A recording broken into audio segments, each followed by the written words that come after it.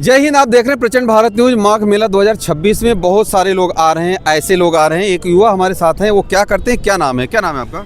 जी, सर्वप्रथम आप सभी को, आपके चैनल को एवं आपके चैनल के दर्शकों को सादर प्रणाम। जी, मेरा नाम विष्णु कुमार मिश्रा है। मैं पर्यावरण रक्षा संकल्प यात्रा के माध्यम से साइकिल से गांव-गांव जा करके, चौराहों पे रुक करके लोगों को बताने की कोशिश कर रहा हूं कि आप प्रकृति, पर्यावरण और माँ गंगा वृक्षारोपण के प्रति सचेत रहिए। आज आप देखते हैं हमारा आपका जन्म हुआ, जन्म के पहले से ही कोई व्यवस्था बनी है जो कि श्वास कार्बन डाइऑक्साइड को ग्रहण करती है और हम जो ग्रहण करते हैं उसको वो छोड़ती है। ऐसी व्यवस्था वृक्षों के द्वारा बनी है, हमारे पहले से हमारे पूर्वजों ने बना के रखी है। लेकिन मैं वर्तमान समय में देख रहा हूँ कि इस व्यवस्था का हमको उपयोग करना चाहिए, लेकिन हम उस व्यवस्था का दोहन करने में लगे हैं। वृक्षों की अंधाधुंध कटाई हो रही है, पर्वतों का विखंडन हो रहा है, विकास के नाम पर विनाश हो रहा है। बहुत बड़ी बात है। बहुत सुंदर। एक युवा को क्रोध आना स्वाभाविक है। जिस गोवर्धन एक पहाड़ की रक्षा के लिए भगवान को मर्यादा बनानी पड़ी, भगवान को उंगली पर धारण करना पड़ा और गोवर्धन की पूजा की शुरुआत करनी पड़ी भगवान कृष्ण को। मेरे प्रियजनों, आप देखते हैं सभी प्रमुख देवियों का स्थान पहाड़ों के ऊपर है, फिर भी अरावली को मिटाने की क्यों बात की जाती है? मैं उस विषय पर नहीं जानता, टेक्निकल मुझे नहीं पता है कि क्या जजमेंट आया है, क्या सरकार का फैसला है, क्या लोगों का मत है। लेकिन अगर ऐसा सत्य है कि अरावली को खंडित और विखंडित करने की कोशिश की जा रही है, तो समझ लीजिए कि आपका समूल नाश, मानव सभ्यता का नाश होना निश्चित है। रही बात, आप माँ गंगा के तट पर हैं, माँ त्रिवेणी के तट पर हैं। अगर हमारी गंगा माँ क्यों कहा गया? इनको जल ही तो है, लेकिन माँ इसीलिए कहा गया कि इनसे जीवन जीता है, इनसे सीखता है, इनसे सनातन पद्धति का विकास इनसे चलता है, लाखों लाखों रोजगार यहाँ पैदा होते हैं। एक माँ जिस तरह आपका लालन पालन करती है, उसी तरह माँ गंगा की गोद में रह करके हजारों परिवार जीते हैं। जी हाँ, लेकिन बड़ा दुर्भाग्य होता है उस सिस्टम पे, उस व्यवस्था पे, ऐसे लोगों पे। कानपुर चले जाइए, अन्य जगहों पे चले जाइए, मैं किसी व्यक्ति विशेष स्थान का, एक स्थान का नाम क्यों लूं?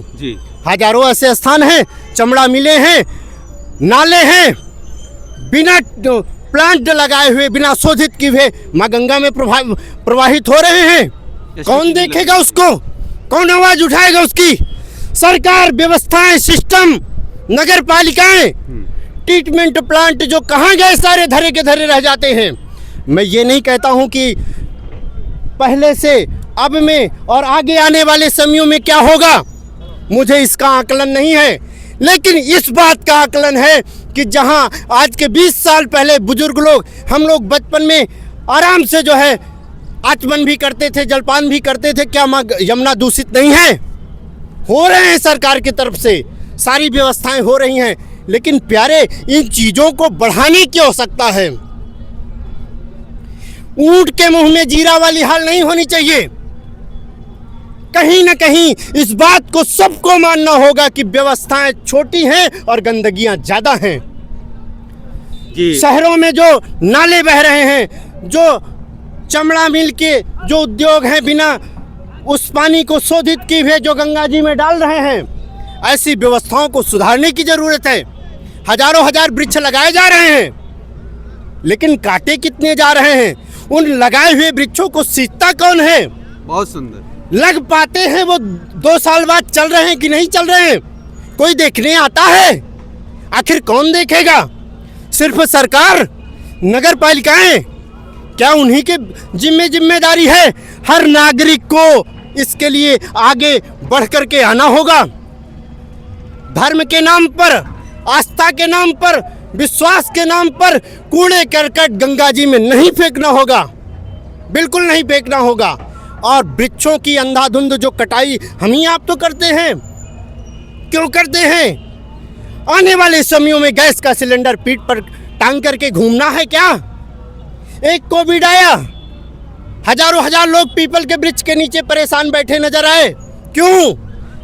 ईश्वर, प्रकृति ये आपको इंगित कर रही है कि ऐसी ही महामारियां झेलने के लिए तैयार हो जाओ। उत्तराखंड में आपदाएं आई, हर जगह आपदाएं आ रही हैं। क्यों? क्योंकि हम पहाड़ों को विनष्ट करने पर लगे हैं। मेरे प्यारे, आपके चैनल के माध्यम से सिर्फ और सिर्फ एक बात कहनी है कि अगर मानव सभ्यता को बचाना है तो प्रकृति को सुरक्षित और संरक्षित करना है। बाकी तो गंगा मैया के स्थान पर हैं। हर हर गंगे, जय जय गंगे, दिव्य कुंभ, जय माघ मेला की, पर्यावरण रक्षा संकल्प यात्रा की जय हो। आपसे मिल करके मैं बहुत भावुक हुआ। सच में आप जैसे इस देश में लाखों युवाओं की आवश्यकता है। आज स्वामी विवेकानंद की जयंती है। मैं उनको प्रणाम करते हुए और माँ गंगा के तट से आह्वान करता हूँ कि जिस प्रकार से ये मेरे भाई इस प्रकृति को बचाने की संकल्प यात्रा निकाल रहे हैं, आप सबको भी आगे आकर के प्रकृति को बचाने का संकल्प करना पड़ेगा। आप सभी का बहुत बहुत धन्यवाद। कमेंट करके अपनी राय जरूर दीजिएगा। जय हिंद।